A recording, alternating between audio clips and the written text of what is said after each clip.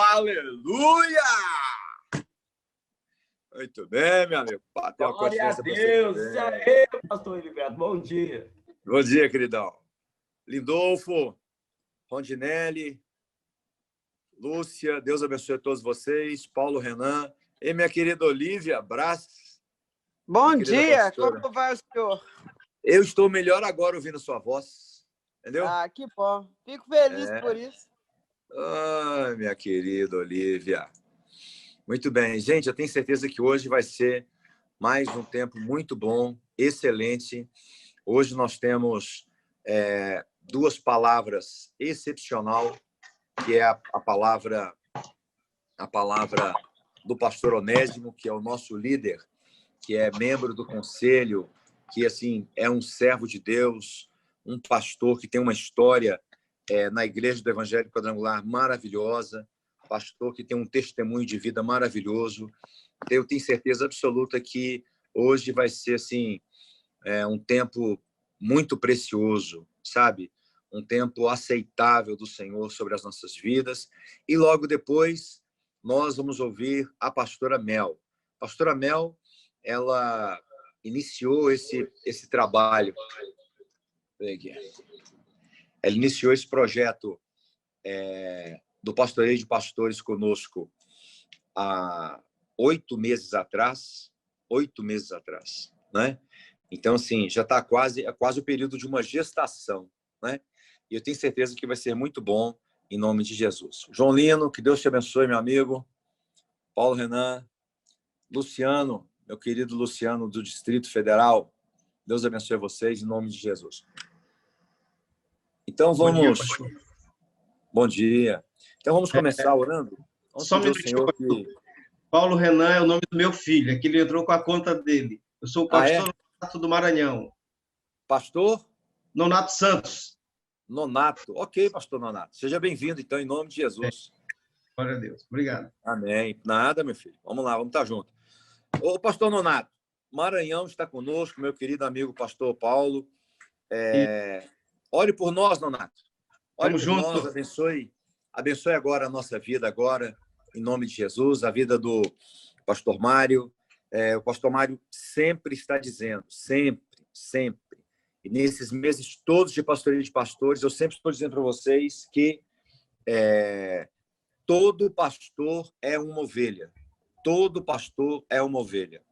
Então, baseado nisso e com essa pegada, né, de que todo pastor é uma ovelha, todo pastor precisa de cuidado, né? Se todo pastor precisa de cuidado, a gente entende que nós aqui somos esses pastores que a cada sábado estamos sendo cuidados pelo Senhor. Amém?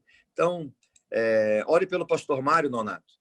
Ore para que Deus possa abençoá-lo, para que Deus possa dar graça a ele, em nome de Jesus. Tanto ele quanto a sua esposa, a pastora Bianca, né? Pedindo a Deus que possa trazer saúde, em nome de Jesus, trazer saúde para os filhos, né? Para o ministério, para os conselhos, para o nosso Conselho Nacional, que hoje um dia ainda vai pregar para a gente aqui a mensagem sobre botas de ferro. E você vai ver que revelação maravilhosa, que iluminação que Deus deu a ela, maravilhosa, em nome de Jesus. Amém? Então, baseado nisso, tudo que eu estou falando aqui, vamos orar, que o Senhor nos abençoe nessa manhã, em nome de Jesus. Mais uma vez, pastor Onésimo, ainda que seja por meio do vídeo, vai ser muito bem-vindo em nosso meio, em nome de Jesus. O Lucas Flores, carinhosamente fez esse vídeo com ele, foi uma bênção. E a nossa querida Mel, pastora Mel, esposa do Paulinho, de Poços de Caldas, psicóloga, uma serva do Senhor, pastora, uma mulher de Deus, vai estar conosco hoje para a glória de Deus, né? Aí a Mel aí. Então, Nonato, cadê você? Nonato, que não é Paulo Renan, é Nonato, né? Ore por nós, Nonato, em nome de Jesus, nos abençoe. Vamos lá. Maravilhoso e eterno Deus, neste momento, Senhor, no início a essa reunião, Senhor, com a tua bênção, com a tua ação, Senhor. E apresentamos também, Senhor, o nosso Abraão, o pastor Amém. Mário de Oliveira, com a sua esposa, Pai. Em nome de Jesus, abençoe, Senhor. Abençoe nosso pai na fé, o nosso Abraão, para que ele verdadeiramente possa tomar as decisões que vai determinar o futuro da nossa igreja e da nossa vida, em nome de Jesus. Amém. Amém. Glória a Deus. Obrigado, Donato. Vamos lá, então? Amém. Ô, Débora, vamos colocar, então, o vídeo do pastor Onésimo? Então, vamos assistir agora o vídeo do pastor Onésimo. É uma palavra que ele nos deu ontem, encaminhou para a gente ontem o vídeo, e a Débora está ali a colocar o vídeo para a gente. Pastor, 2 minutinhos, tá? Já está indo. 2. 1 minuto. Então tá. Enquanto 1 minuto vem, irmãos, olha, te prepare, quem é coordenador, pastor titular, te prepare aqui agora, porque dia 9 de janeiro vai ser a nossa reunião All Together. Reunião All Together. Essa reunião aconteceu no ano passado, no mês de novembro, e este ano, em detrimento da pandemia, nós não tivemos a reunião que seria também em novembro, mas Deus nos deu uma inspiração maravilhosa e vamos realizar essa reunião no dia 9 de janeiro, em todo o Brasil, dia 9 de janeiro, de 8h30 da manhã às 12h30. Então, você que é coordenador nacional, coordenador estadual, pastor titular, já superintendente que está aqui conosco, já prepara a sua equipe, já prepara os seus líderes, dia 9 de janeiro, segundo sábado de janeiro, dia 9 de janeiro, de 8h30 às 12h30. Vai ser um tempo muito precioso, reunião com todos os coordenadores, ou seja, o seu estado, ele vai organizar um local específico ou vários locais, várias igrejas, onde todos os coordenadores regionais vão estar indo, participando desta reunião. E olha, irmãos, incrível, hein? Este ano, cada coordenador vai estar recebendo a agenda, não é a agenda que eu falo, uma folha assim, não. Vai estar recebendo a agenda ali, com os 12 meses, com todas as datas, de todos os departamentos, de tudo aquilo que cada grupo vai fazer no ano que vem. Então, cada coordenador nacional, estadual e regional. Por enquanto, ainda não vamos conseguir alcançar os locais, mas escreva o que eu estou dizendo para vocês. Em nome de Jesus, eu não vou prometer para o ano que vem, mas no outro ano eu vou trabalhar, vou me esforçar para que cada coordenador, inclusive local, receba também a agenda. Irmãos, já pensou? Hoje nós somos, de pastores titulares, aproximadamente 9.000 pastores titulares, sem contar congregações, sem contar ponto de pregação, obra nova, sem contar isso. Somos 9.000 pastores. Hoje, nós estamos fazendo agenda para aproximadamente, pasme, acredite se quiser, 2.600 pastores que vão estar recebendo, coordenadores que vão estar recebendo a agenda. Nós vamos estar alcançando, nesse dia 9 de janeiro, aproximadamente... Eu fiquei assim, até quando eu fiz a conta com a Débora, eu falei assim, Débora, eu não acredito nisso. Mas, irmãos, é sério. Nós vamos estar alcançando, no dia 9 de janeiro, aproximadamente 200.000 líderes em todo o Brasil. 200.000 líderes. Então, irmãos, eu tenho certeza que vai ser um impacto maravilhoso para o crescimento da nossa igreja, em nome de Jesus. Amém? Então, fica aí, te prepara, fique firme. Em nome de Jesus, dia 9 de janeiro já está chegando, em nome de Jesus. Amém? Débora, alguma coisa a mais? Aí, gente, olha que maravilha, gente. Eita, meu Deus do céu. Oh, meu pai. Vamos lá, vamos ouvir esse moço aí, senhor. Oi, meu amigo. Bom dia, boa tarde. Que Deus abençoe a sua vida, seu lar, sua família. Eu estava pensando numa palavra muito antiga e bonita para nossos pastores, para os nossos obreiros. Está em Samuel 9, e disse Davi: havia alguém que tenha ficado da casa de Saul para que eu faça beneficência de Deus por amor de Jonas? E havia um na casa de Saul cujo nome era Ziba.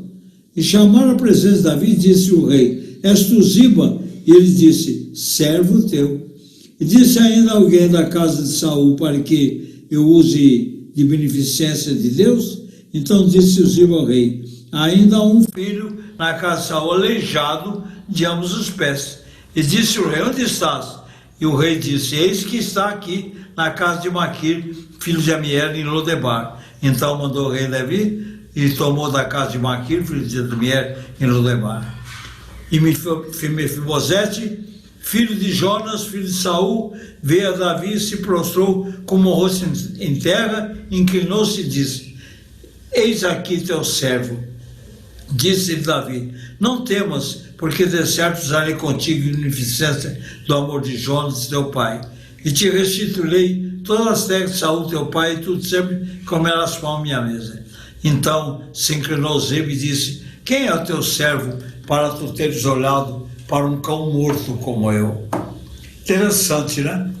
Nós vemos aí no passado o rei que assumia depois de outro rei teria autoridade, se quisesse, de matar todos os filhos, descendência do rei antigo. Entretanto, Davi havia feito um pacto com Jonas, que aquele que se salvasse curaria da cidade. E Davi, depois de vencer todas as batalhas, ele estava no seu trono, pensando na luta que ele teve. Aí ele lembrou de Jonatas e perguntou: há alguém ainda da casa de Jonas para que eu use de beneficência de Deus com ele? Disserá um, né? Chama-se Mefibosete, está na casa de Maquir, filho de Amiel, em Lodebar. Aí manda buscar, e vieram. Encontraram lá o Mefibosete num cômodo, fugido, sujo, maltrapilho, faminto, pobre, miserável, dependente dos outros. E quando bateram a porta e disseram: olha, o rei te chama, eu tenho a impressão que Mefibosete, ele simplesmente pensou: agora eu vou morrer, porque a lei manda que eu seja morto. Mas foi. Aí chegaram lá e disseram: ó Senhor, aqui está o Mefibosete.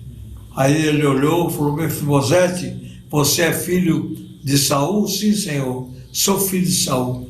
Então, Mefibosete, você de hoje em diante, eu vou restituir tudo que era do teu pai, toda a fortuna do teu pai Saul, vou dar a você.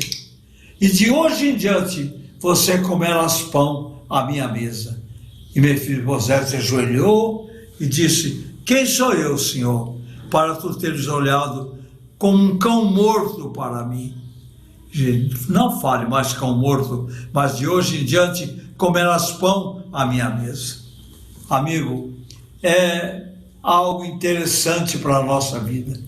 Todos nós éramos cães mortos, mal cheirosos, pobres, doentes, com feridas, até termos um encontro com o Davi, até termos um encontro com o Senhor, e que tirou de nós toda a pobreza, toda a miséria, toda a dor, todo o sofrimento, e disse: você vai comer pão à minha mesa. Já não vos chamo servo, mas filhos, porque o servo não sabe o que o pai faz, mas o filho sabe, e tudo que eu aprendi do meu pai, eu ensino a vós. Então, o importante dessa lição é que nós temos milhões de Mefibosete por aí, milhares e milhares de Mefibosete, e é preciso buscá-los.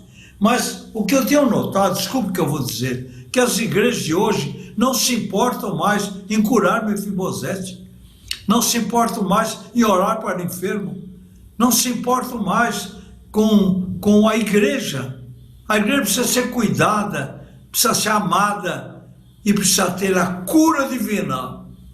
Eu escrevi um livrinho há muitos anos atrás e disse nesse livro: quando as gerações futuras não estiverem mais orando para enfermos, volte o pensamento para o enfermo, porque você não cura ninguém. Você não cura ninguém porque você é um Mefibosete.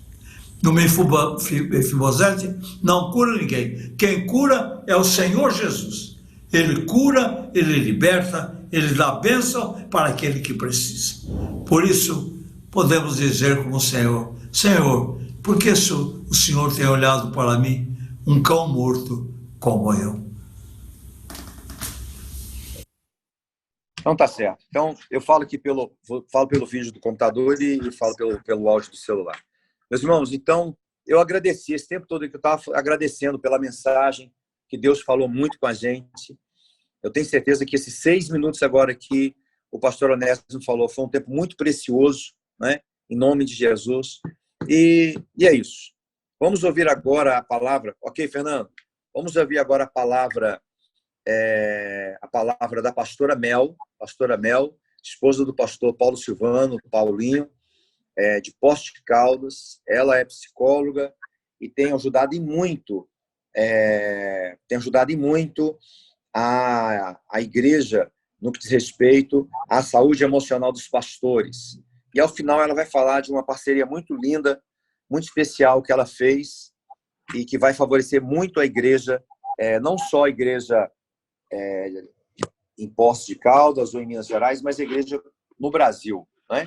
E partindo talvez dessa premissa, dessa parceria que ela fez, creio eu que talvez outros profissionais possam talvez agregar junto com ela nesse projeto, em nome de Jesus. Amém?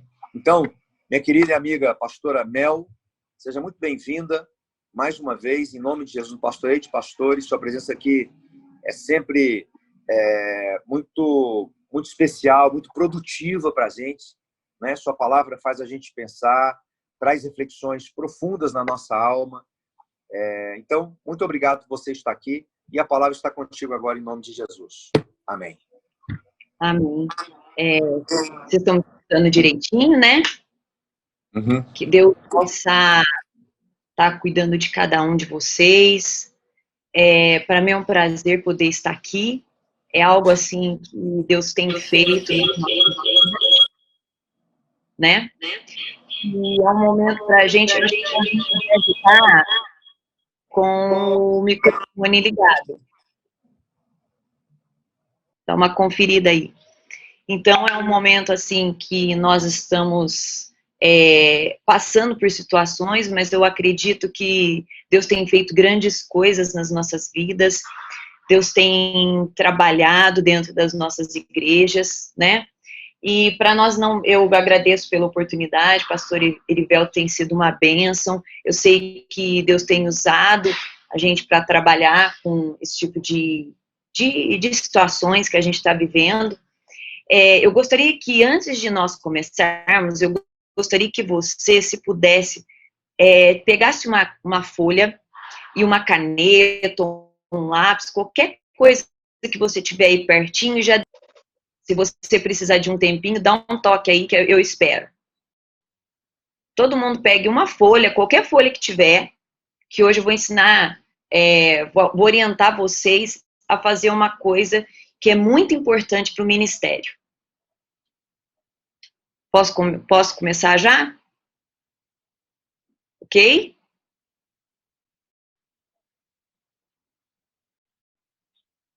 Nós vamos fazer uma coisa. Primeiro eu vou falar sobre ansiedade e sobre a questão do ministério, e depois eu vou dar um tempinho para que vocês possam perguntar alguma coisa, o que vocês tiverem vontade de perguntar e que eu possa responder. Amém? Vamos lá? O que é o ministério dos ansiosos? Nós estamos vendo que hoje é algo muito importante, porque em que nós não conseguimos fazer grandes metas a longo prazo, porém, mesmo não fazendo essas metas, nós estamos sempre vivendo o que vai acontecer amanhã. Isso é como algo que fosse maior que a gente. Eu sei como que é, porque nós também aqui em Poços, a gente vive também assim. A gente vive de uma forma em que a gente fica até preocupado, porque hoje a igreja está aberta, amanhã aumenta casos e a gente precisa mudar tudo que a gente construiu, não é verdade? E isso gera uma ansiedade diferente da ansiedade que seja normal. Primeiro, a gente precisa perguntar, o que é ansiedade? Ansiedade é algo, são expectativas que você tem e que aquilo começa a gerar na sua vida, geralmente, expectativas para o futuro. E essas expectativas têm ansiedade funcional, que todo mundo tem, né, uma parte de ansiedade, quando eu vou fazer alguma coisa, ou quando eu estou em algo novo. Só que, qual que é a diferença da ansiedade funcional e a ansiedade disfuncional? A ansiedade disfuncional é aquela que vai criar dor em você, que você vai sentir que você está sofrendo. E, geralmente, a ansiedade disfuncional, ela vem também com um certo medo, principalmente o medo do futuro. Você vive constantemente com medo do que vai acontecer amanhã. E esse medo, juntamente com a ansiedade, você faz o quê? Você paralisa. Só que a ansiedade, às vezes a gente fala assim, fulano tem ansiedade, fulano tá com síndrome do pânico, fulano tá com fobia, fulano tá com TAG. O que significa tudo isso? Tudo é ansiedade? Quais são as formas de classificar essas ansiedades, né? Eu vou falar isso daqui a pouquinho, mas eu gostaria de começar ali bem, vamos ser redundante aqui, vamos começar do começo. Para a gente entender como a ansiedade funciona, a gente precisa entender como o cérebro funciona. A maioria das pessoas, né, a gente fala a maioria porque a gente não sabe, sempre tem alguém que é muito diferente, mas dentro da neurociências, existem duas formas do cérebro pensar e do cérebro se comportar. Primeira, o cérebro, ele sempre se comporta para receber ganhos imediatos. Então, tudo que algum grupo de pessoa faz, ele faz para receber ganhos imediatos, tá? Essas pessoas são as pessoas que têm mais tendência a ter ansiedade. O segundo grupo de pessoas, que é a forma que o cérebro funciona também, é aquelas pessoas que elas se comportam preocupado com o processo e para ela não é necessário o ganho imediato. Ela segura o apetite, né, de ganho imediato e ela continua se comportando para que possa ter um ganho futuro. Na verdade, se fosse para nós pensarmos, nós deveríamos ser o segundo grupo de pessoas. Ou a segunda forma. Só que a maioria das pessoas, elas têm a primeira forma de pensar. A maioria de nós temos vontade de ter ganhos imediatos. Por exemplo, vamos ver o bebê. O bebê, ele chora. Quando ele chora, o que faz? A mãe vai, pega, né? O bebê tá com vontade de mamar, a mãe vai lá e amamenta, né? Isso é a regra natural. Uma coisa que é interessante no bebê, que quem organiza e quem ensina, quem modela o bebê nos diversos choros, é a mãe, que eu tô falando, a mãe, né? A figura do cuidador que faz essa modelagem de choros. Porque quando o bebê nasce, ele não reconhece esses choros. Então, quando o bebê nasce, para ele chorar é chorar. Ele chora do mesmo jeito para comer, ele chora do mesmo jeito para dormir, ele chora do mesmo jeito para dor. Só que conforme o cuidador ou a mãe que está ali junto com o bebê, ela vai modelando o bebê. Então, chega uma hora que a própria mãe fala assim, esse aqui é o choro de sono. Esse aqui é o choro de estar fazendo birra. Esse aqui é o choro para mamar. Então, a mãe é que modela essa linguagem do bebê. É muito interessante isso. E nós, né, como seres mortais, a primeira coisa que a gente faz é o quê? A gente quer que a criança pare de chorar. Então, a gente faz com que tenha a recompensa imediata. E assim, isso alivia a pessoa, e alivia a mãe e alivia a criança. Mas conforme o tempo vai passando, nós também temos essa condição. E quanto mais o nosso cérebro se comporta para ter ganho imediato, mais ansioso o nosso cérebro vai ficar, né? E o que acontece? Quando a gente começa a se preocupar só com o futuro incerto. É interessante que quando nós temos ansiedade, a gente se preocupa com aquilo que nós não temos no futuro incerto. Mas nós esquecemos de se preocupar com aquilo que a gente já tem. Então, se fôssemos pensar de uma maneira funcional, todo mundo se preocupa com o futuro. Mas de uma maneira funcional, nós deveríamos se preocupar com aquilo que nós temos. Porque quando nós se preocupamos com aquilo que nós temos, nós conseguimos gerar recurso para poder administrar ou adquirir aquilo que nós não temos. Quando nós preocupamos só com aquilo que nós não temos, a gente fica o quê? Desorganizado, né? E aí o que acontece? Nós vamos sempre ter dificuldades, né? Na verdade, nós deveríamos comportar com os nossos pensamentos como hipótese. Mas a maioria das vezes os nossos pensamentos são muito verdadeiros para nós, não é verdade? E o que acontece? Às vezes nós precisávamos falar que o nosso pensamento era apenas uma hipótese. Por exemplo, vamos fazer uma parte aqui pedagógica, né, mais didática. Olha, eu me preocupo, eu preciso trocar de carro, eu me preocupo não com o modelo ou com o valor do carro. Eu me preocupo que eu não tenho dinheiro para trocar de carro. Então eu fico naquilo, eu não tenho dinheiro. Então eu não tenho nenhuma noção de quanto o carro vale para que eu possa pensar uma forma de ter esse dinheiro. Eu me preocupo primeiro que eu não tenho dinheiro.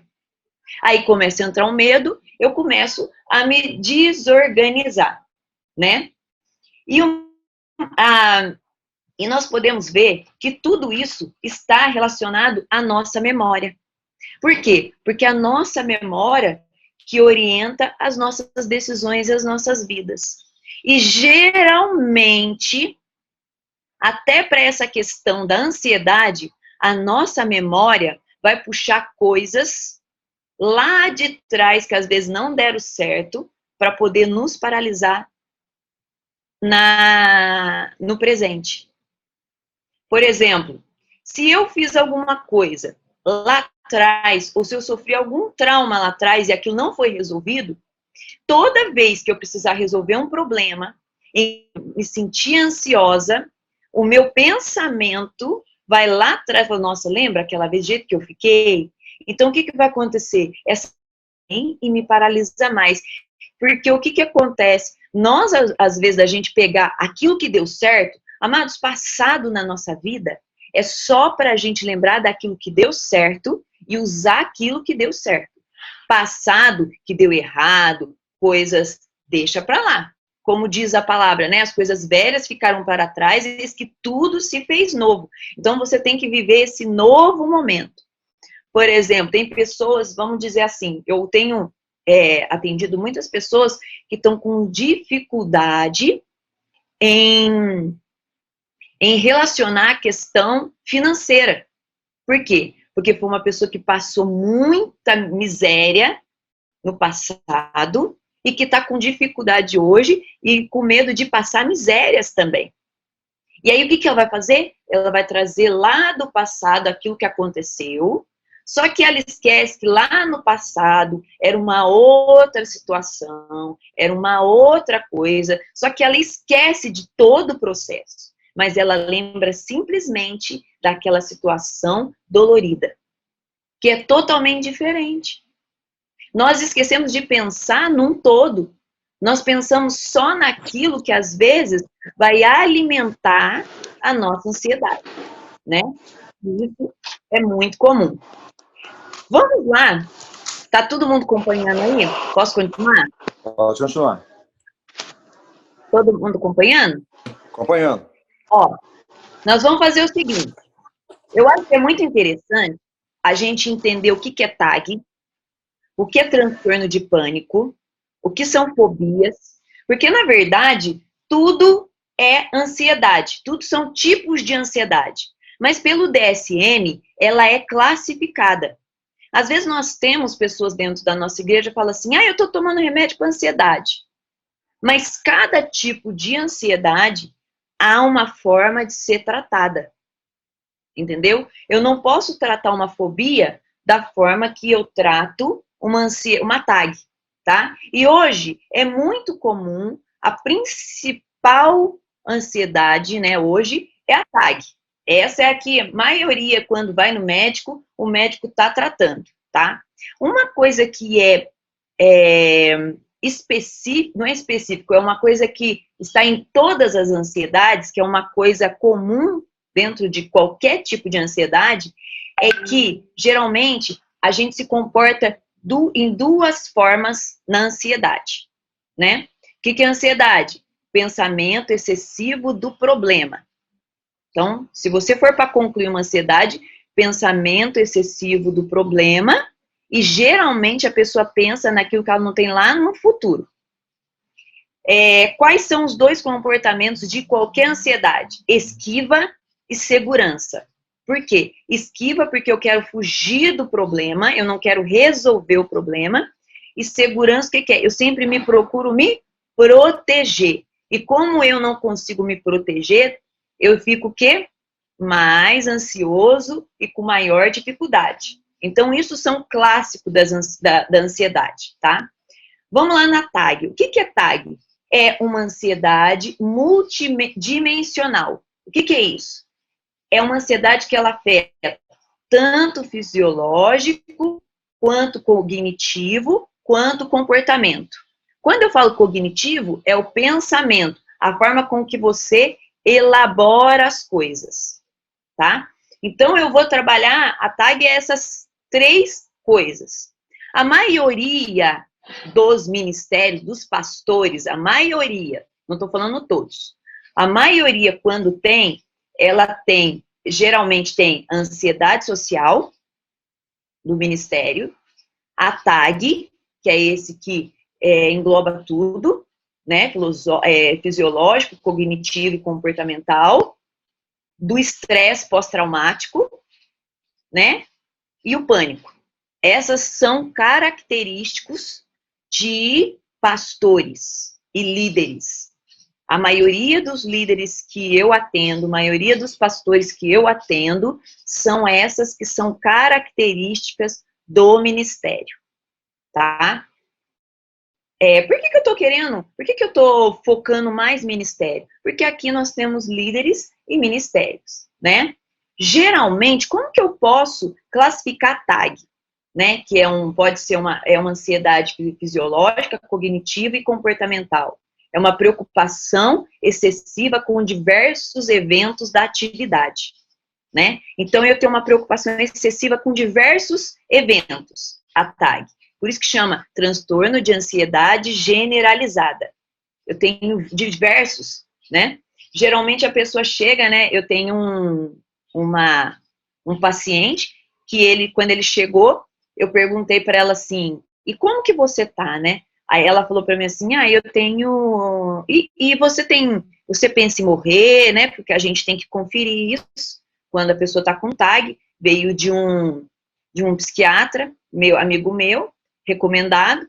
E aí eu perguntei para ela falou assim, olha, eu tô tão ansiosa, que na minha cabeça, eu acho que eu não tenho nem direito de morrer. Porque se eu morrer, com quem que eu vou deixar fulano? Ciclano vai fazer o quê? Então, assim, ela preocupa tanto, aí você vê que a TAG da pessoa tá tão alterada, né? Tá tão forte, ela tá numa crise, que ela preocupa com tantos eventos, que é como se ela esquecesse dela. Nós temos isso muito característicos dentro da igreja.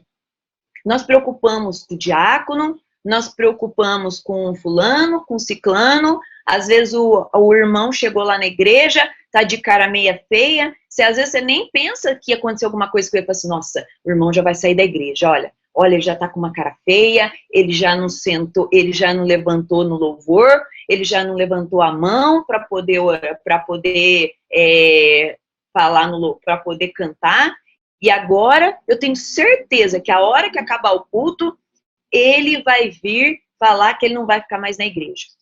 Quem nunca pensou nisso? Né?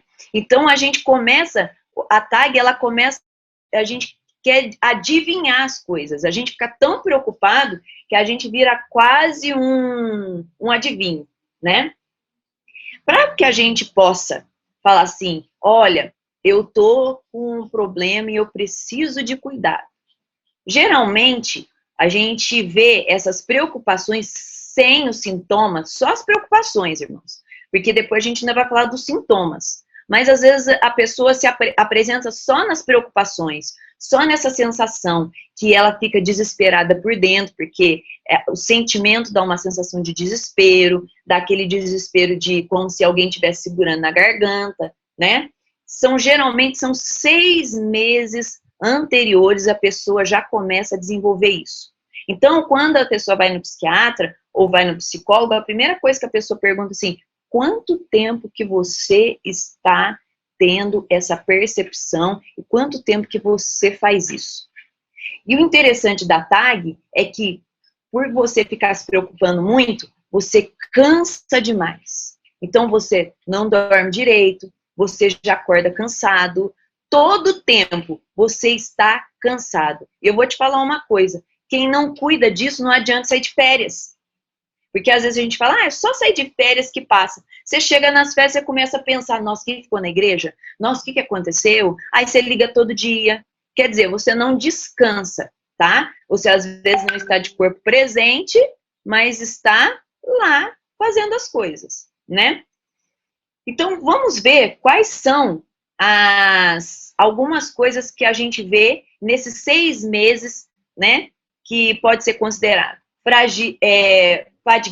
fadiga, né, que eu falei, cansaço, irritabilidade, a gente fica sempre em um processo de atenção, em processo de, que vai, qualquer coisa que fala, às vezes a gente fala as coisas, a gente não sabe nem que a gente respondeu mal, é muito comum, às vezes, isso no pastoreio também, você já está tão cansado, uma pessoa vai conversar com você, às vezes a forma com que você lida, às vezes a pessoa nem merece, né? E você às vezes nem vê, aí a pessoa fala, nossa, você foi mal educado comigo, às vezes você nem percebeu que você foi, né? Falta de concentração, não consegue concentrar em nada, você está às vezes assistindo um filme, você está pensando em outra coisa, não, é porque eu consigo pensar em 2, 3 coisas ao mesmo tempo, não é isso, às vezes você está com falta de concentração. Memória, a memória fica muito lenta, porque como você tem falta de concentração, a sua memória também fica muito deficitária, né? A gente começa a catastrofizar as coisas. O que é isso? Todos os eventos são muito difíceis. Tudo aquilo que acontece tudo vai acontecer alguma coisa de errado. Aconteceu uma coisa pequenininha, você já acha que vai abrir o mundo. Quer dizer, o seu copo já transbordou, né? Pensamentos negativos, nada vai dar certo. Eu não vou fazer projeto mesmo, porque não vai dar certo, né? Superestimação, né? O que é isso? Eu superestimo muito o problema. Por que eu fico superestimando muito o problema? O probleminha vira um problemão. Porque a gente fica com baixa capacidade de lidar com os problemas. Então, como a gente fica com baixa capacidade, então tudo é um problemão, né? A gente fica com evitação cognitiva. O que é evitação? A gente fica com evitação de pensar nas coisas, né? Hipervigilância. O que é hipervigilância? Está todo o tempo reativo, todo o tempo com uma forma, se acontecer alguma coisa, você já está ali para pular, né? A sensação é que todo mundo que fala com a gente tem vontade de enforcar, pular no pescoço da pessoa, né? E às vezes quem sofre mais é a família. Por quê? Porque quem tem maior intimidade com você são as pessoas que mais sofrem. Se você não tiver medo de sinceridade, pergunta para aqueles que você tem muita intimidade como que você é. Só que você pergunta para aquele que não tem medo de ser mandado embora. Por exemplo, a tua secretária, você não vai perguntar isso, mas você pode perguntar isso para sua esposa. Pergunta para sua esposa, fala assim, eu quero que você seja sincero, mas não adianta depois você ficar de mal dela, tá? Ou seu esposo, né? Os erros cognitivos, né? E aí a gente fica com baixo recurso, né? A gente fica com uma dicotomia dos problemas, é tudo ou nada, não existe mais ou menos. Ou é tudo muito bom, ou não é nada. Então, não existe aquele mais ou menos. A atenção seletiva, que a gente fica naquela atenção só no problema, e a gente esquece das outras coisas, né? A gente também fica com... Então, enfim, aí eu vou falar um pouquinho das coisas que a gente, às vezes, sente sintomas físicos. Isso nós falamos que são comportamentos e sintomas cognitivos. Vamos ver sintomas físicos. Palpitações, tontura, sudorese, né? A gente começa a ficar isolado, a gente fica com baixa vulnerabilidade. É interessante que muitas pessoas sentem choquinhos entre os dedos, né? A pessoa às vezes acha que está até infartando e na verdade ela chega aqui, né, no pronto-socorro, na UPA, no pronto atendimento, e aí você faz até eletro, faz tomografia, faz várias coisas, fala assim, mas você não tem nada. Às vezes você está com uma TAG, um transtorno de ansiedade generalizado, né? A pressão oscila demais. A gente pode ter uma queda de pressão, mas a gente pode ter uma alta de pressão, uma alta de temperatura. O que é isso? O nosso corpo, às vezes, está frio, você está suando, você está sentindo uma sudorese excessiva, né?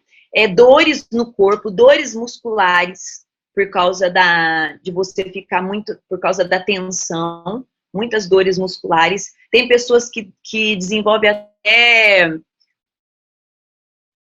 bruxismo, raspando a arcada dentária, questões estomacais, né, gastrite, porque aí a pessoa já psicossomatiza tudo isso, né, falta de sono e outras coisas, né, a pessoa sente como se ela quer isolar, ela tem medo, né, a TAG também pode dar uma questão de medo que é diferente da síndrome do pânico, tá? Enfim, são essas coisas. Isso é característico não só da TAG, mas das outras ansiedades também. Porque o que define uma ansiedade da outra é a forma de fazer essa cognição de pensamento. Por exemplo, a TAG, eu estou sempre pensando excessivo, mas em várias atividades, por isso que é generalizado.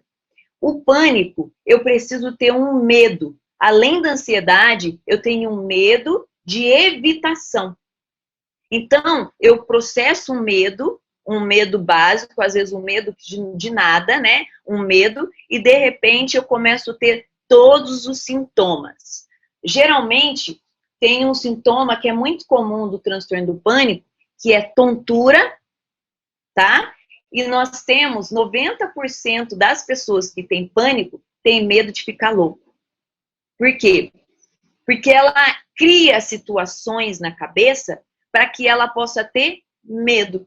E através daquele medo, ela começa a perder. E uma coisa interessante que o pânico, ele impede mais, né, a produtividade do que a TAG.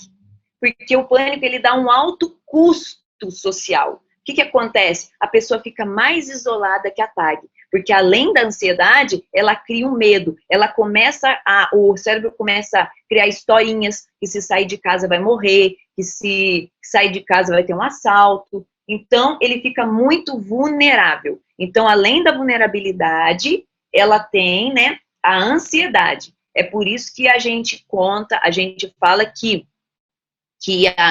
o pânico, a síndrome do pânico, a diferença da TAG é isso, é esse medo excessivo, tá? Tem até um modelo, né, Barlow, que é um cara que fez, né, que trabalhou muito com pânico, ele tem um modelo, o que ele fala? O pânico, ele funciona assim, a pessoa fica vulnerável, né, a pessoa fica se achando que ela é muito vulnerável.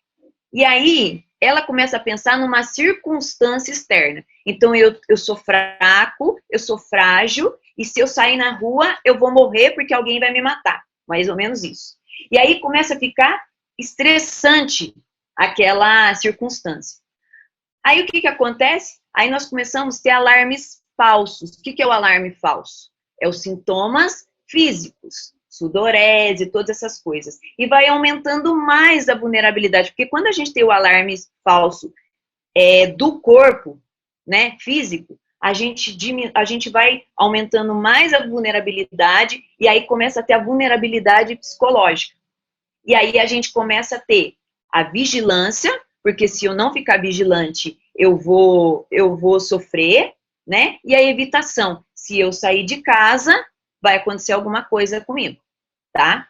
Antes de falar sobre o tratamento, que o tratamento é mais ou menos comum em uma situação, em tudo, né? Mas os sintomas, a questão cognitiva é diferente. Eu queria falar também das outras ansiedades que a gente ainda tem, que é a fobia, tá? Que é pensamentos, imagens sobre situações temidas, principalmente como elevador, altura, inseto, ansiedade social, né? As pessoas vão me julgar, vão me criticar, vou aparecer idiota. Geralmente, ansiedade social, a pessoa ficou no meio de algum lugar com muita gente, ela vai começar a passar mal. Ela vai começar a ter sintomas físicos. É muito comum pastor ter isso. O que acontece? Pastor, quando ele chega num lugar, que ele começa a ver que tem muita gente, que ele sofreu um trauma, principalmente de rebelião, né? Onde ele tinha pessoas dentro da igreja e as pessoas montaram, às vezes, um motim contra ele. O que vai acontecer? Ele vai pegar, ele pode desenvolver uma fobia social. Por quê? Porque ele teve problemas com pessoas. Então, ele vai ter evitação de pessoas. O que é comum o pastor fazer nesse caso quando ele não trata? Ele se isola. Ele vive apenas assim, ele faz o que é necessário na igreja, mas ele não consegue compartilhar com as pessoas. É como se ele fosse travado na comunhão, tá? O transtorno de pânico, que eu já falei, eu vou morrer, vou ter um ataque cardíaco, aí começa mesmo a ter, né, a sensação, por causa da ansiedade, ele fala que ele vai ter um ataque, estou ficando louco, né, ele tem... outra coisa, o transtorno de pânico, ele tem muita despersonalização. O que é isso? A pessoa tem crise de ausência. A pessoa, às vezes, de repente, ela esquece quem que é ela, aonde ela tá? E essas crises de consciência é algo que também gera muito transtorno na síndrome do pânico, né? Transtorno de estresse pós-traumáticas, lembranças e imagens, né? Flashbacks de eventos traumáticos. Então, tem muito também. Pastor é muito comum. Eu conheço pastores que, às vezes, eles não sobem mais no púlpito. Ele ministra tudo na parte de baixo do púlpito, porque às vezes, quando ele estava no púlpito, ele sofreu alguma coisa ali, um ataque de pânico, e ele não sobe mais no púlpito, porque ele acha que toda vez que ele subir no púlpito, ele vai ter esse ataque de pânico. Então, ele tem um evento estresse pós-traumático, então ele acha que toda vez ele vai ter a mesma coisa. Só fazendo um parênteses aí, que é muito importante quando nós vamos trabalhar essa fase. Os transtornos pós-traumáticos, ele vem de pensamentos. Então, o que a gente faz? Quando vir o pensamento pós-traumático, você tem que tratar o pensamento como uma hipótese. Como assim? Será que vai acontecer de novo? Será que naquela época foi assim? Agora eu estou assim, entendeu? Uma coisa que é muito comum também no transtorno pós-traumático é pessoas, às vezes, que fizeram rebelião, né? Aí o pastor fala assim, a partir de agora eu não vou acreditar mais em ninguém. E aí ele não consegue mais confiar em ninguém, ele não consegue delegar mais nada, porque ele acha que o outro que está ali vai fazer a mesma coisa. Entendeu? Eu vou dar uma dica para o pastor que está pensando assim, ou para o líder que está pensando assim. Pessoas são pessoas. Pessoas vão se comportar como pessoas. Toda vez que nós trabalhamos com pessoas, nós não estamos trabalhando com anjos. E nós não estamos, né, seguros. Mas do mesmo jeito que existem pessoas que dificultam as coisas, existem pessoas também que nos abençoam. Então, nós sempre temos que cuidar, né? Consolidar, acreditar nas pessoas, porque é isso que faz o nosso ministério. E se a pessoa fizer algo que a gente fique chateado, nós sabemos também que existe um Deus que vai cuidar da gente. E essa pessoa, ela está perdendo. E é melhor você saber com quem você está lidando do que você não saber. Então, quando você confia numa pessoa, você não tem como você fazer um ministério sem confiar. Mas você tem que entender assim, que se acontecer isso, é para o teu bem. Que pelo menos você sabe com quem você está trabalhando. Entendeu? Isso é uma forma funcional da gente sair dos eventos pós-traumáticos, tá? Preocupações com a saúde é um tipo de fobia também. Tem uma doença e não foi diagnosticado. Essa pessoa, eu vou morrer. Aí vai um monte de médico, né? E aí, às vezes, ela tem até os sintomas, mas ela não tem nada estrutural. Por quê? Porque a ansiedade faz a memória, né? A cognição engana ela, tá? Isso é muito normal também com pessoas hipocondríacas, pessoas que tomam muito remédio. Transtorno de ansiedade generalizada foi o que eu falei, né? No começo. E vamos ver como que a gente pode tratar isso. Por exemplo, primeira coisa, a gente tem que descatastrofizar as coisas. O que é isso? A gente tem que ver o que é fantasia e o que é verdade. Nem todos os problemas vão ser imensos. A forma não é aquilo que te aconteceu, mas é a forma com que você vai lidar com aquilo é que vai te trazer benefícios ou não. Então, se eu tiver uma forma de lidar todas as vezes com o mesmo evento, eu vou sempre achar que eu não vou ser beneficiado, tá? Analise os erros. Então, se eu tenho... Analise os erros. Como assim? Eu vou ver aquilo que é verdade, aquilo que é fantasia, que erro meu, né? O que pode ser real e aquilo que pode não ser real, tá? Retribuição. O que é retribuição? Antigamente, hoje é o controle, eu pego o controle do problema, tá? Nada não está, não existe nada que não está no nosso controle. Como assim? Ah, pastora, mas a morte não está no nosso controle. Mas nós temos o Espírito Santo que nos convence que é hora da pessoa partir. Amém.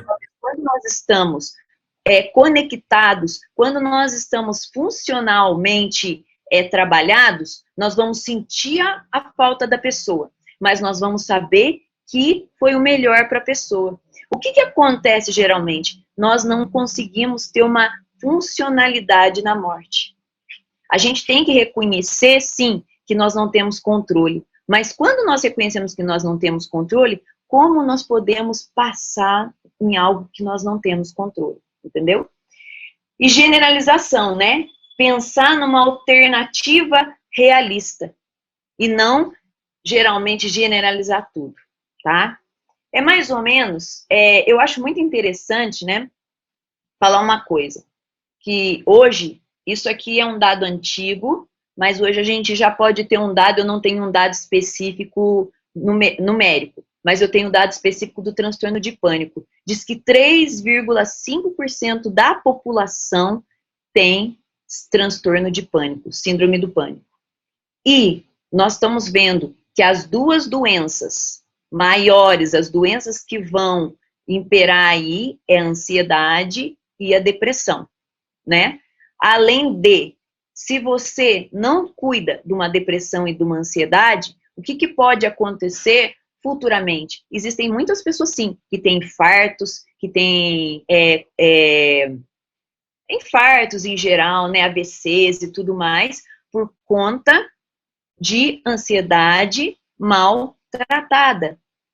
Porque a pressão sobe e aí acontece um monte de prejuízo, né? Outra coisa também, né? quando a gente está com um problema, a gente tem alta de evitação cognitiva. Então, a gente evita de pensar muito. Evita de pensar naquilo que é verdadeiro. A gente pensa muito naquilo que não é real. Mas aquilo que é verdadeiro, a gente evita, tá? Hipervigilância. Aí, o que acontece? A pessoa, às vezes, ela não consegue dormir, ela vai no amigo e toma, tem o Zopidem aqui, toma. Tem o Alprazolam aqui, foi bom para mim, e eu tô tomando Alprazolam, se for bom para você, você toma. Amados, remédios para dormir, muitos deles são remédios psicotrópicos, né? São remédios para conter crises, tá? Igual o Alprazolam. O Alprazolam, se você vê, ele arrebenta o sistema nervoso da pessoa, se ele não for bem, se ele não for dado por um profissional, e principalmente um psiquiatra ou um neurologista. Por quê? Porque o Alprazolam, ele também é para surto psicótico. Então, imagina a forma com que ele vai lidar. O Alprazolam não é para você dormir. O Alprazolam é para você, por exemplo, relaxar em momento de crise. É tanto que quando você está com uma crise muito, muito acelerada de TAG, o que eles vão te dar? Eles vão te dar lá o Sossega-Leão. O que é o Sossega-Leão? É um Alprazolam na veia com uma quantidade maior. Entendeu? Ou alguma coisa, né, nesse nicho de medicação. Quais são as principais drogas, né, que usa na depressão, na ansiedade? A Venlafaxina, né, que é o Veligia,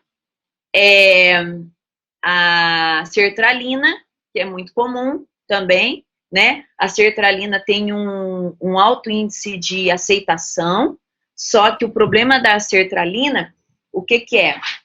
É que a sertralina, primeiro você tem todos os contras, né? Então, ela não é como você tomar um remédio de febre. Você toma um remédio de febre e abaixa a febre. A sertralina, não. A sertralina, você ainda vai ter os contra, né? Aqui, até o seu corpo adaptar. Então, você, às vezes, vai aumentar as crises, você vai sentir tontura, você vai sentir tremor, mas depois, conforme vai regulando a dose, essas coisas vão mudando, essas coisas vão chegando no lugar. Por isso que remédio para ansiedade, para depressão, qualquer remédio psicotrópico que você toma, que não é desse grupo hoje mais moderno, eles tendem a você, primeiro, você dá uma piorada para depois dar uma melhorada. Infelizmente. Mas vale a pena tentar. Por quê? Porque depois que você está sendo medicado, você tem um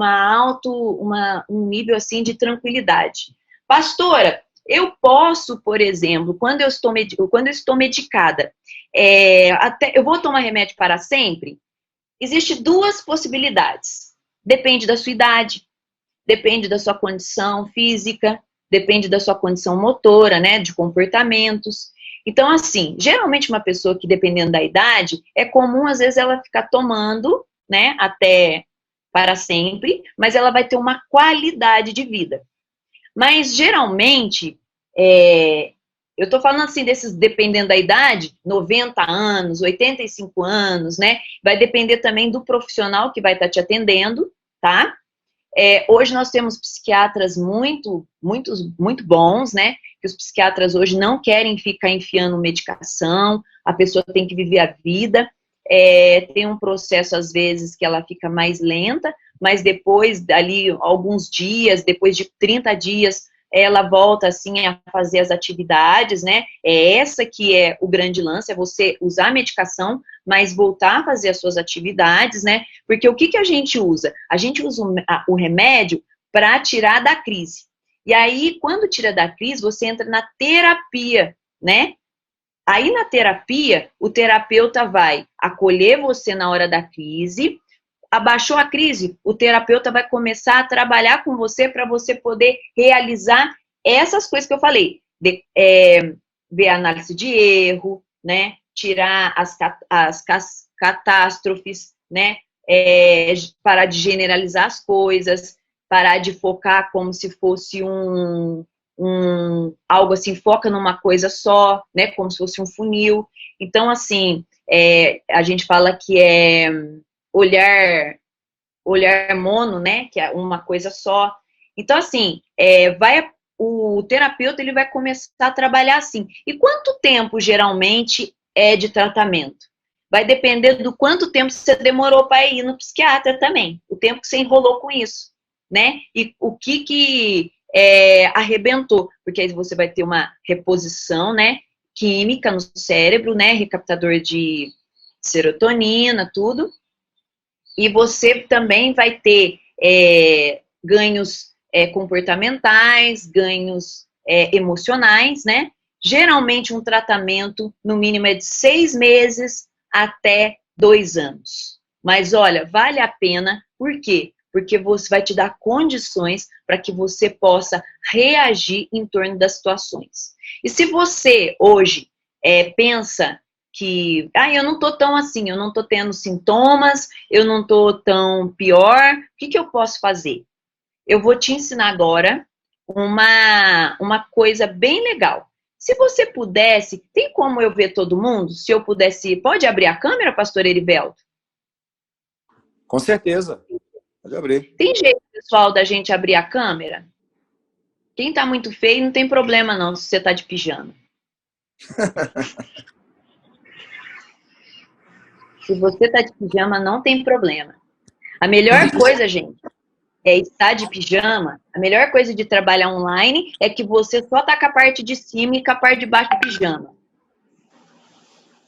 Você se engana o povo. Eu consigo ver todo mundo por aqui? Vocês estão preparados para a gente fazer o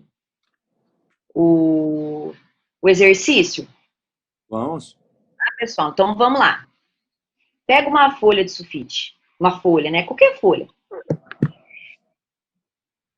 Qualquer folha. Feche os olhos por uns minutinhos. 1 minuto. Feche os seus olhos.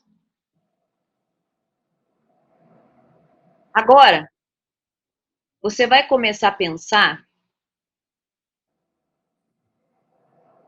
qual é o problema que você gostaria de resolver. Não coloque muitos, coloque um só. Só um problema. Pode abrir os olhos, tá?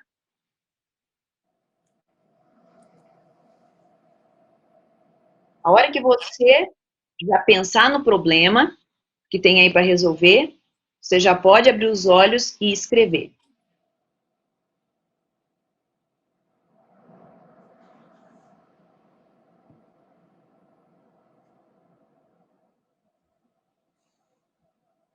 Você vai fazer também do lado do problema, vou mostrar aqui para vocês. Você vai fazer um círculo mais ou menos assim, ó. Uma bolinha. Minha bolinha tá meia feia. Zero? Amém? Uhum. Nessa bolinha, a gente chama isso aqui de pizza de parcela. O que é a pizza de parcela? Dentro dessa bolinha, você vai dividir ela naquilo, quais são a sua parcela, o que você pode fazer a respeito desse problema e o que o outro pode fazer a respeito desse problema. Se você tiver o outro e tiver o nome do outro, você pode até colocar o nome do outro, mais ou menos assim, ó. Vou fazer aqui para vocês. Por exemplo, eu posso ter 50% e o outro pode ter 50%, entendeu? Aí de um lado você põe o seu nome e do outro lado você põe o nome dele. Se tiver outro, agora se não tiver outro, mas pense de verdade. Tirando as fantasias.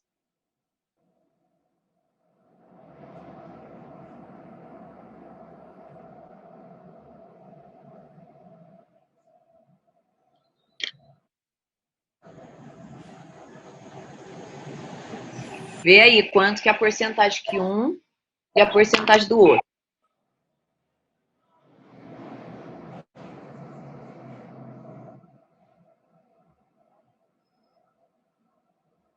Eu só vou perguntar uma coisa para vocês. O outro, ele tem condições de fazer a parte dele? Você acha que ele tem estrutura suficiente para fazer a parte dele? Você acha?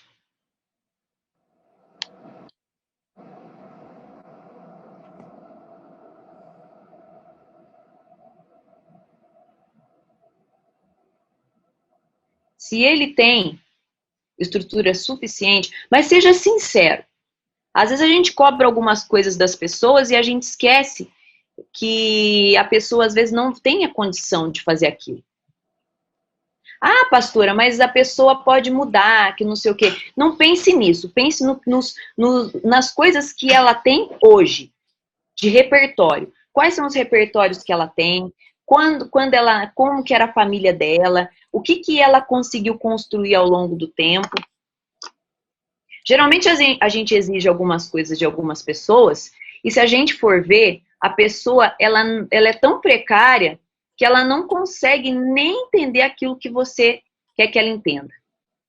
A gente tem um erro cognitivo muito grande, nós pastores e líderes. A gente acha que as pessoas pensam igual a gente, e não pensa. E a gente esquece disso. A maioria dos nossos problemas, das nossas desilusões, é porque a gente acha que a gente está lidando com uma pessoa muito parecida com a gente. Tá? Então, que você seja realista nisso. Fez essa parte? Beleza? Vamos continuar? Uhum. Vamos lá. Então, eu fiz isso. Eu vi a parcela minha e a parcela do outro. Já analisei quem que é o outro. De verdade, sem fantasia. Agora, como é minha parcela, se a minha parcela é 30%, 40%, eu vou pensar esses problemas classifique, né? Escreva aí 3 coisas quando você vê esse problema, 3 pensamentos que vêm na sua cabeça desse problema. Pode ser qualquer coisa, eu não vou conseguir, qualquer coisa.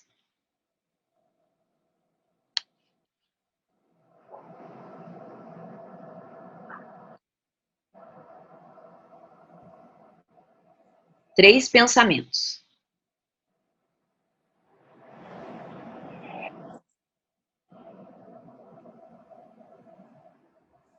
Isso aí faz com o líder também, viu, gente? Quando vocês vão lá orientar as pessoas, aconselhar, você pode usar isso aí. Fez isso? Você vai pegar esses 3 pensamentos, de 0 a 10, o quanto é verdadeiro. Olha para dentro de você, analise a sua vida, analise as suas situações verdadeiramente. Esses pensamentos que vocês colocaram são apenas hipótese. Elas só vão ser reais se forem verdadeiros. Quando os pensamentos não são verdadeiros, eles deixam de existir. Então, você não pode mais pensar neles. Porque essas 3 são 3 hipóteses, tá?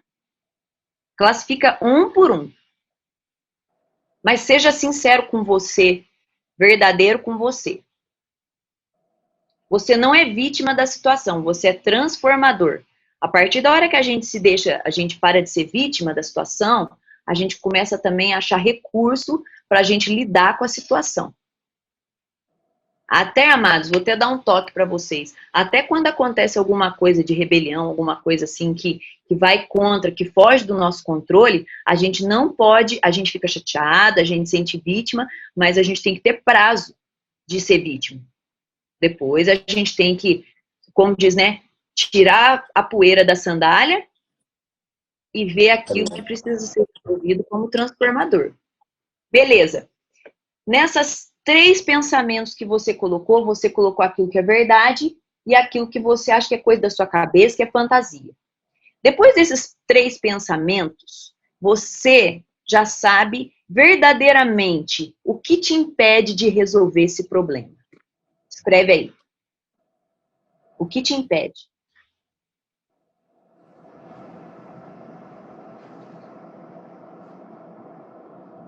Esquece do outro, estou falando da tua porcentagem.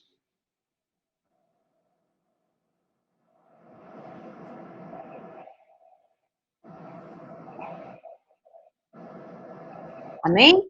Dentro desse que te impede de resolver o problema, quais são as 3 estratégias que você poderia usar para resolver? 3 estratégias.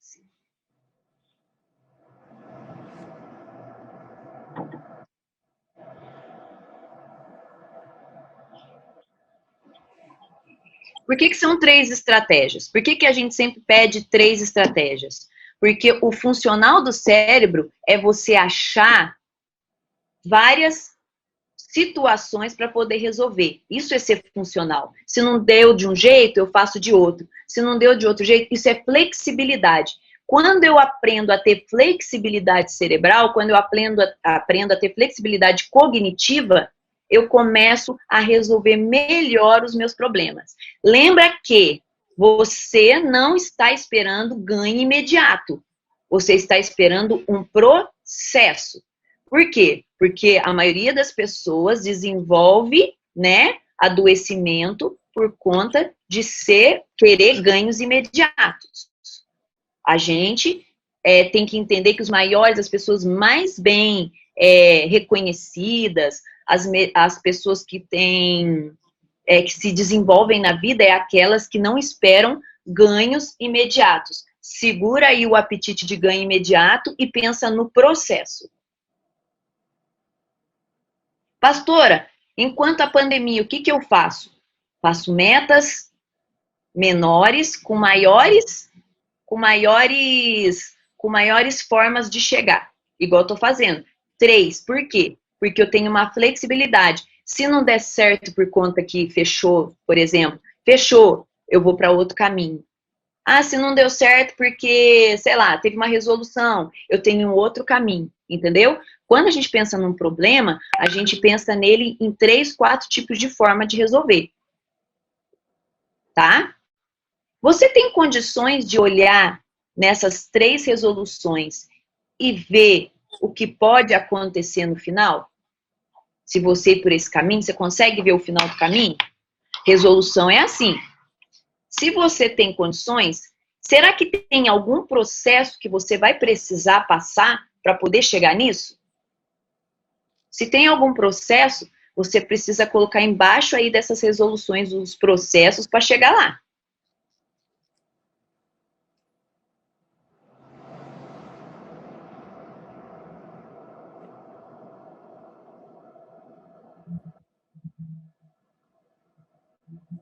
Será que pode ter algum medo no meio disso aí?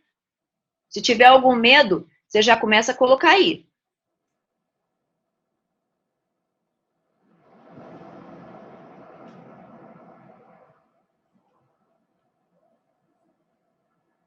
E aonde tiver medo, você já coloca estratégias para poder vencer esse medo. Se ele for aparecer. Primeira coisa, primeira estratégia para vencer o medo, é verdadeiro? Toda vez vai acontecer a mesma coisa?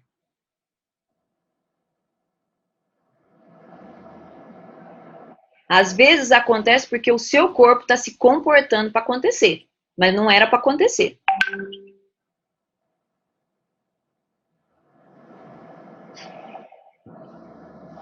Concluindo, hoje você acabou de adquirir um mapa mental de resolução de problemas. Se você lidar dessa forma com os problemas, por que eu peço para você escrever? Porque tudo que a gente escreve, a gente consegue organizar melhor no cérebro. Então, se você hoje você colocou, né, na verdade, o mapa mental de resolução de problema. Quando você está sozinho, para você fazer esse mapa mental de resolução de problema, o que você faz? É um momento tranquilo da sua vida, Você tem que estar num lugar tranquilo para fazer esse mapa. Você tem que respirar antes. Você pode colocar uma música que te relaxe para que as suas cognições fiquem mais seguras e mais tranquilas, tá? Eu faço isso dentro da terapia. E isso aí é o que a gente lida, porque quando você encara com realidade o problema, você consegue desenvolver e isso diminui a ansiedade. Outra coisa também, pastor, o que ajuda na ansiedade, exercício físico. Para quem tem ansiedade, não é bom academia fechada. É melhor exercícios ao ar livre. Até porque ele ajuda na oxigenação do cérebro, tá? E a alimentação. Pastor, você que tem alguma tendência a ter ou qualquer dessas ansiedades, não pode encher o estômago e dormir. Porque você vai perder mais ainda o sono, tá? Quem tem problema de insônia, não se come comida, arroz, feijão, 10 horas da noite, tá? Porque aí o seu corpo precisa trabalhar a digestão, precisa dormir, é muita coisa para o corpo entender, tá? Tem uma rotina, não se mexe no celular antes de dormir. As ondas do celular também atrapalham muito. Por quê? Porque as ondas do celular, ela dá uma funcionabilidade neural. O que é isso? Elas ativam muitos neurônios. E quando o cérebro está muito ativado, o que vai acontecer? Ele não dorme. Então, na verdade, a gente tem que desligar celular 2 horas, se possível, antes. Não se dorme com o celular na beirada da cama. O celular tem que ficar num lugar, num cômodo paralelo. Ai, mas e se eu morrer? Ai, o que vai acontecer? E se alguém precisar de mim? Amados, você não é o SAMU. Você não é um hospital. Se precisar, né, de alguma coisa, se a pessoa for morrer, a pessoa vai ter que procurar um hospital e não é o pastor, tá? Depois, amanhã, no outro dia, você olha as suas mensagens e responde tranquilamente, conversa com as pessoas. Prepare um momento só para você. Quem não tem um momento só para si, não consegue ter momento com ninguém. Cuidado, vigie na sua família. Ensine os seus filhos a ter esse tempo para eles. Ensine os seus filhos a ter tempo de qualidade. Tá? Você é aquilo que você faz, não é aquilo que você fala. Ok? Problemas, amados.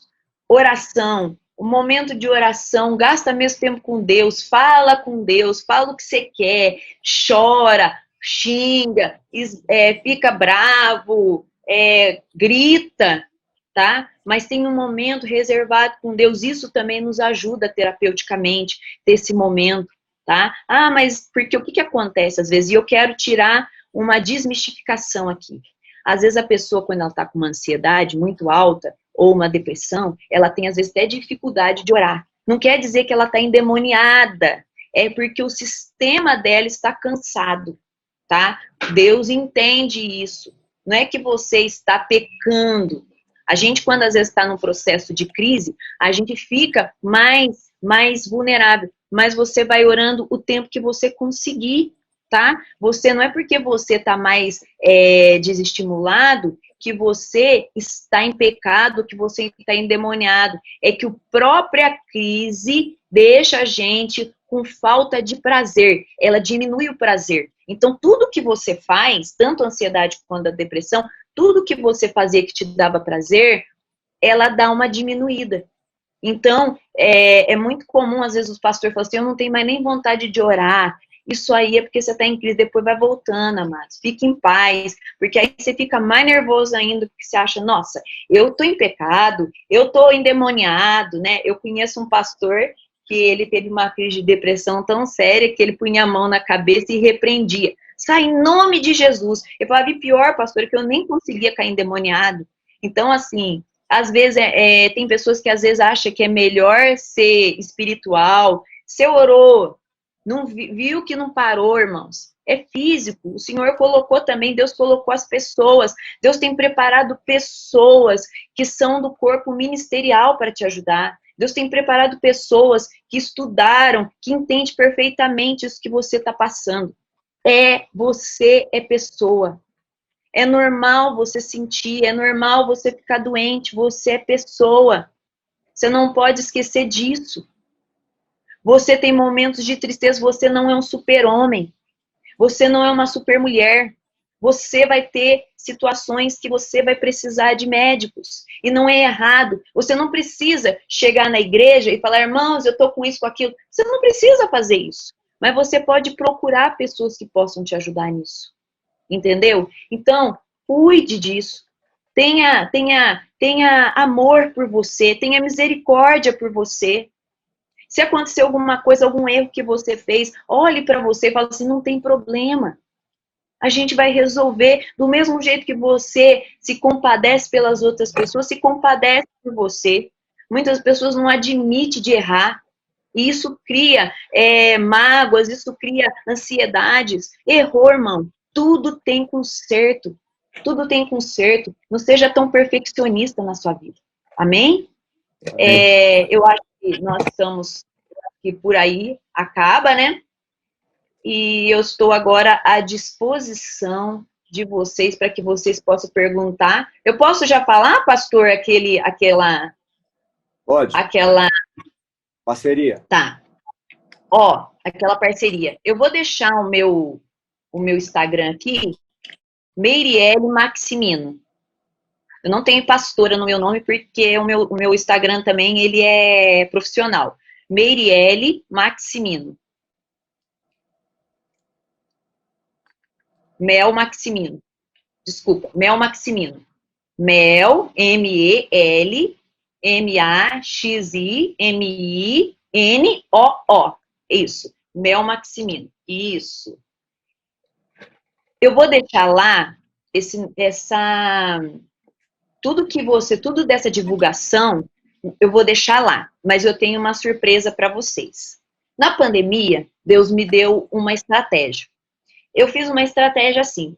Eu vi muitas pessoas precisando, né, de terapia, muitas pessoas precisando dentro da minha igreja, dentro da região que eu cuido, né? Eu não, mas meu marido, mas eu ajudo, né? E eu vi muitas pessoas assim precisando, e eu vi que SUS não dava, porque os psicólogos do SUS estavam todo mundo de pandemia, né? Ninguém estava atendendo. Eu sei que tem psicólogos hoje, a maioria dos psicólogos cobram 100 a 150 aqui em Poços, né? A terapia, né? As sessões. E eu queria dar algo que fosse bom, né? E que fosse de qualidade. Aí eu resolvi montar um grupo de psicólogos, terapeutas. E esses terapeutas, eles fazem um projeto social porque eles cobram R$30 por terapia. Tanto online quanto presencial. E aí eu falei, Deus, eu tinha orado, né? Falei, Deus, eu preciso de um psiquiatra, eu preciso de outras pessoas para trabalhar comigo. E essa semana, louvado seja Deus, uma psiquiatra que está vindo para Poços, ela trabalhou em São Paulo, ela era coordenadora na Cracolândia, ela trabalha com parte química, mas também trabalha com AD, né, que a gente fala álcool e droga, mas também trabalha normalmente, só não trabalha com criança, a partir dos 16 anos, e ela fez uma parceria comigo, que um psiquiatra é mais ou menos, aqui em Poços, em torno de R$300, um psiquiatra que não está tão cotado, Bambambam 450, R$500. E ela fez uma parceria comigo de R$90 a consulta. E ela agora está liberando uma assinatura, né, uma assinatura digital. Então, ela tem condições de atender online as pessoas também. E esses psicólogos também. E dentro desse projeto, eu estou trazendo outros profissionais também. Quais são os profissionais que eu estou trazendo? Eu estou trazendo uma psicopedagoga, né, para trabalhar com processo de educação, que é um negócio hoje que vai ter que usar muito, né, por conta das crianças aí, com esse monte de coisa online. E eu tenho várias modalidades de psicólogos. Eu tenho psicólogo infantil, psicólogo de adulto, psicólogo de adolescente, né? Então, assim, eu tenho um neuropsicólogo também, que faz,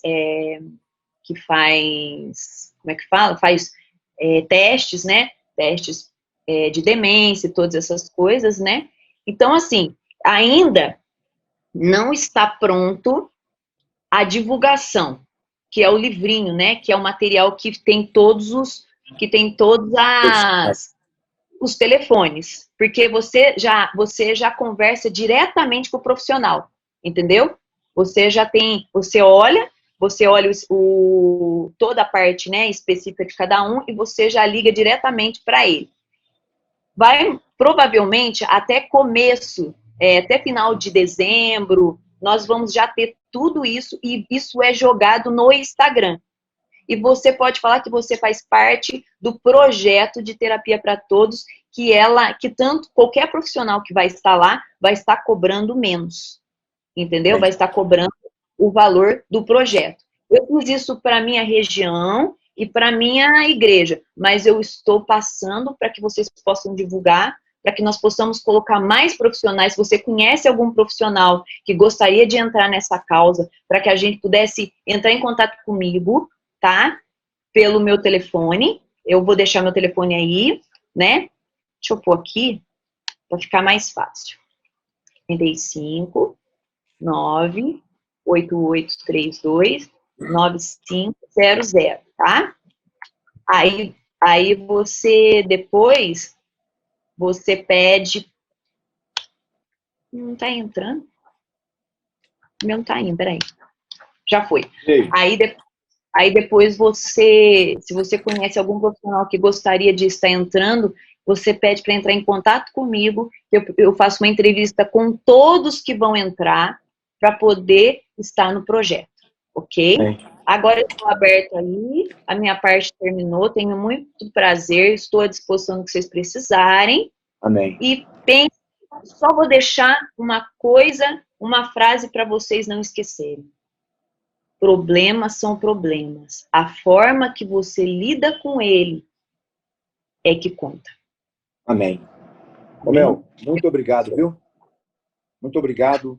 Que Deus continue te abençoando. Amém. Viu? E nós temos profissionais aqui, né, no caso que tem a nossa querida Nivalda, né, pastora Nivalda, esposa do Marcos Soares, que também é uma psicóloga maravilhosa. Tem a Sônia, a Sônia do Carmo, que está aqui conosco ali, ó. Ela é psicanalista, Mel. Psicanalista. E assim, graças a Deus, hoje já atende, está fazendo um trabalho maravilhoso. Então, o que nos resta aqui agora é te agradecer pelo tempo, te agradecer por esse tanto de coisa que você mandou a gente escrever aqui, entendeu? Acho que quem escreveu, eu creio que entendeu a mensagem, né? Então, muito obrigado, viu, Mel? Muito obrigado.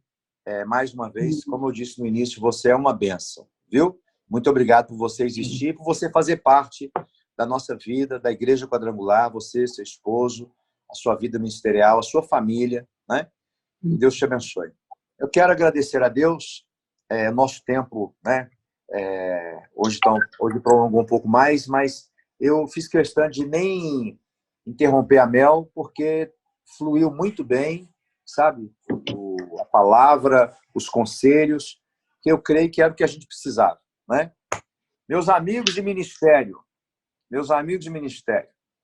eis que te digo, hoje nós chegamos, então, ao último encontro deste ano.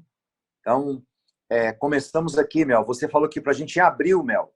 Então, foi abril, maio, junho, julho, agosto, setembro, outubro, novembro, dezembro. Então, 9 meses, gente, de encontro nesses sábados pela manhã. Hoje é nosso último encontro do ano. O pastor Onésimo já falou tudo, a Mel já falou tudo. Então, o que nos resta dizer aqui agora para vocês aqui é um Feliz Natal, que Deus abençoe a você, a sua família e a sua casa. Eu digo você porque é você como ser humano, como pessoa, como líder, como pastor, como alguém que muda o lugar onde você vive, onde você está, com a sua postura, com a sua determinação. Que Deus abençoe a sua família. Por que a sua família? É o seu esposo, a sua esposa, seus filhos, seu pai, sua mãe, todas as pessoas que fazem parte da sua família. E eu abençoo a sua casa como estrutura física, as paredes, os móveis da sua casa, que você tenha condições de renovar a sua casa, de reformar a sua casa e que, em nome de Jesus, em 2021, você tenha uma vida melhor do que foi em 2020. Com certeza, o tema para 2021, para os grupos missionários, para os departamentos, é céu aberto. Em João 1,51, diz a palavra do Senhor, Jesus Cristo, ele diz assim: de hoje em diante, vereis o céu aberto sobre a tua vida. Então, nós cremos, esta é a palavra que o Senhor colocou em nosso coração para todos os grupos missionários, os coordenadores estarão trabalhando esta mensagem para 2021. Céu aberto com honra sobre a nossa igreja. Então, esta é a tônica, esta é a palavra que nós temos para 2021 sobre as nossas vidas, sobre a vida dos nossos coordenadores nacionais, estaduais, regionais e locais. Um feliz ano novo. Que Deus abençoe você, que no dia 31 de dezembro você possa ter uma virada de ano maravilhosa, fazer um culto maravilhoso. Pastor, minha igreja não comporta todo mundo no mesmo horário. Faça 2 cultos, faça 3 cultos, sabe? Mas que você, sim, esteja com a igreja em nome de Jesus, tá bom? É o que eu desejo, é a palavra que o pastor Mário e a pastora Bianca deixam a todos vocês neste final de ano agora, né? Que todos tenhamos a compreensão e a certeza de que o ano que vem vai ser melhor do que este ano. Este ano foi muito bom, gente. Apesar de todas as lutas, dificuldades, mas este ano foi uma bênção, porque eu creio que nós crescemos, nós progredimos, nós melhoramos como pessoa, como pastores. Olha só, olha, meus irmãos, nós ficamos mais próximos, ainda mais, das nossas igrejas. Quantas lives nós fizemos? Meu Deus, quantas lives, quantos atendimentos pelo WhatsApp, quantos telefonemas, quantas mensagens. Então, nós crescemos. E é interessante que há um elemento na Santa Ceia Judaica, que é o ovo. E o ovo, o nome na Santa Ceia Judaica é Zeroá. E você tem um ovo ali na Santa Ceia Judaica, e não é um ovo cru, não é um ovo só ali o ovo. Aquele ovo que faz parte da mesa da Santa Ceia Judaica é um ovo cozido, e muito cozido mesmo. E tem um pouquinho de água com sal ali na mesa da Santa Ceia Judaica. E isso traz uma ilustração muito grande para a gente. Quando eles estavam sofrendo no Egito, Deus mandou que eles cozinhassem os ovos e Deus mandou que deixasse ali um pouquinho de água com sal. Sabe para quê, meus irmãos? Para que todas as lutas, todas as provas, todas as dificuldades que eles estavam passando, estavam forjando, estavam firmando, estavam fortalecendo o povo de Deus. Se você pega um ovo normal, sem cozinhar, e solta no chão, clara, gema, tudo mistura. Mas se você pega um ovo cozido e solta aquele ovo ali no chão ali, ele fica firme, ele permanece firme. E a água com sal é para que eles nunca se esquecessem dos choros, das lágrimas que eles derramaram enquanto estavam escravos. Então, olha, que este ano 2020 tenha nos forjado, tenha nos fortalecido, tenha nos ajudado a sermos líderes melhores, pessoas melhores. E que toda lágrima que nós derramamos neste ano de 2020, pode ter certeza, meus irmãos, elas serão enxugadas, foram enxugadas e estarão sendo enxugadas pelo Senhor. E a água com sal ali é quando a gente chora, né? Não sei se você já experimentou a sua lágrima, mas se não experimentou, experimenta. Ela tem um sabor de sal, água e sal. E a água com sal ali é para poder lembrar das lutas e provas que eles passaram, mas que eles tinham um protetor, um Deus Todo-Poderoso, que livrou eles das mãos dos egípcios. Que Deus te abençoe. Que Deus possa te dar um ano de 2021 muito próspero, muito feliz, muito saudável, em nome de Jesus. Amém? Esta é a palavra que deixo final. E o nosso próximo encontro agora, ele vai acontecer no dia 2 de janeiro. Dia 2 de janeiro é o nosso próximo encontro, Pastoreio de Pastores, todo primeiro sábado de cada mês. E no dia 2 de janeiro, Este ano terminamos com a Mel, palavra abençoadíssima, e dia 2 de janeiro começamos com o pastor Luiz Antônio. O pastor Luiz Antônio foi logo aquele que falou, logo depois da Mel, no dia de abertura desse projeto. E aí vamos começar com ele 2021, encerramos com a bênção final com a pastora Mel e começamos e abrimos o ano com o pastor Luiz Antônio. Mais uma vez, muito obrigado a todos vocês, que eu tenho certeza que nesses 9 meses de pastoreio foi um tempo muito precioso, está sendo um tempo muito precioso, não é? E que nesse novo projeto, para 2021, Deus possa estar nos fortalecendo. Um forte abraço a todos vocês, em nome do Senhor Jesus Cristo, e para encerrarmos este ano de 2020 do Pastoreio de Pastores, eu quero pedir, e estou pedindo, que a querida pastora Dionísia, pastora Dió, ela possa orar por nós, é a nossa líder nacional do Uniora, de oração, é a nossa líder não só no Brasil, gente, mas a pastora Dionísia Luvisotto também é a nossa líder mundial, porque ela faz parte do projeto mundial de oração. Quando líderes de todas as nações se reúnem, quem representa a nação brasileira é a pastora Dionísia. E eu creio que naquele momento ali, ela não só representa a nação quadrangular, mas ali também ela é uma voz profética de todos os ministérios para o nosso Brasil, pastora Dionísia. Pastora Dió, ore por nós. Glória, Deus abençoe. glória a Deus, que bom estar com vocês, pastor Erivelto.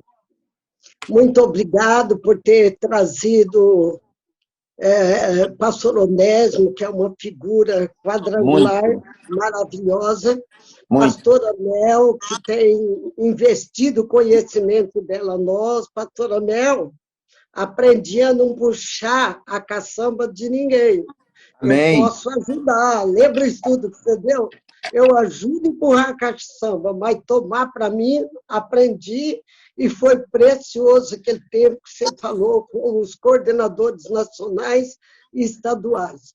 Bem, queridos, é muito maravilhoso. Quero dizer para vocês que eu estive em retiro de segunda até ontem, cheguei ontem à tarde, de oração, jejum e vigílias, palavra, para que o nosso Deus, ele não fique mais em silêncio. Em Apocalipse diz que há silêncio no céu, e quando há silêncio no céu, há barulho na terra.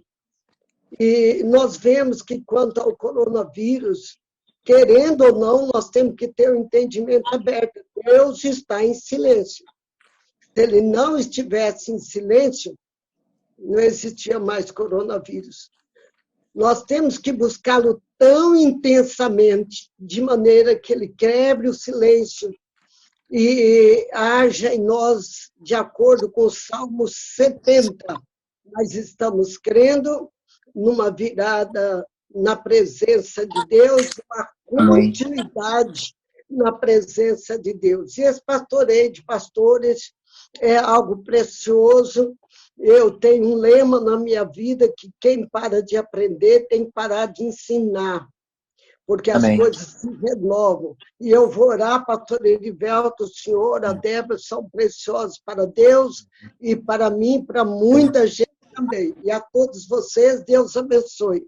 O Natal com Jesus. Pai, em nome de Jesus, nós te louvamos e te glorificamos.